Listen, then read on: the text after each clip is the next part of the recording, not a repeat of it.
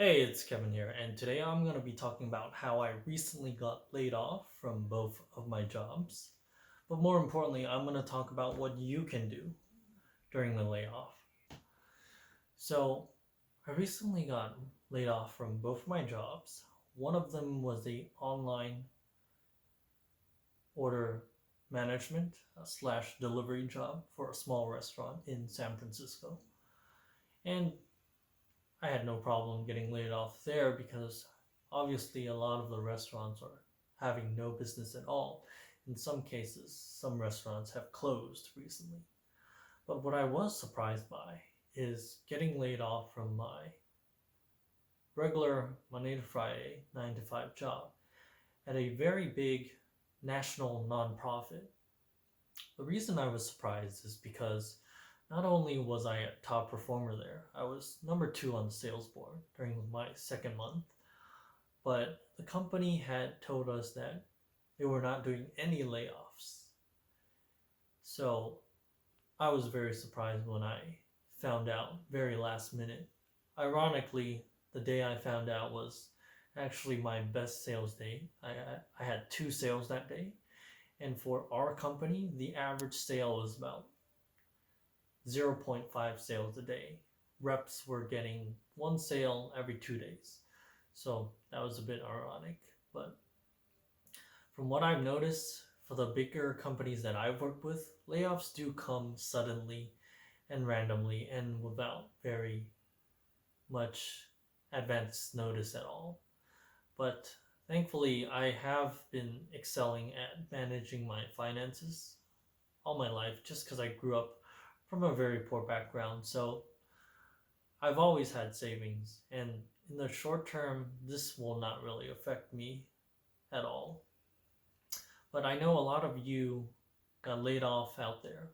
One of the most important things you're going to want to do is to start applying for jobs. But it is very important to remember that most companies aren't even open at the moment, let alone hiring. And on the other end, you have more applicants than ever that are applying for jobs. So when you're doing your online search, don't be discouraged. Set very realistic expectations when you start looking for jobs during this special time. I'm going to be applying, but a lot more passively in the meantime. Now, during this time, aside from just looking for a job, you can also focus some of your energy towards learning something new. So some of the options that you'll have is to take an online bootcamp if you're interested to become a programmer or developer. A lot of these courses take anywhere from 8 to 12 weeks. You can take a digital marketing course. You can take a sales course if you're in sales like me, or the list goes on and on of the different online classes that you can take. And although our shelter in place is set to be lifted on April 30th, LA actually just extended their shelter in place until May 15th. And I personally anticipate that this is really going to be extended until June 2020 at the earliest.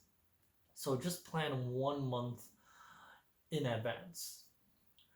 Aside from taking course, you can also read a book. I mean, I'm sure many of you have had lists of books that you wanted to read over the years and never really had the time to. Well, now is really the perfect time to do something like that. Aside from reading, you can work on your current business if you're a business owner, or if you always thought about opening a business or starting some type of business. Now's a good time to start something new.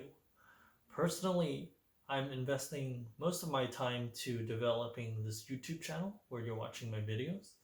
And as long as I get some type of traction, I'm going to continue making videos because I really enjoy making videos.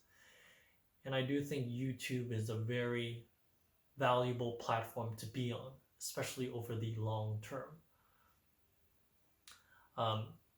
And a third option would be to just reconnect with your family and friends to see how they're doing.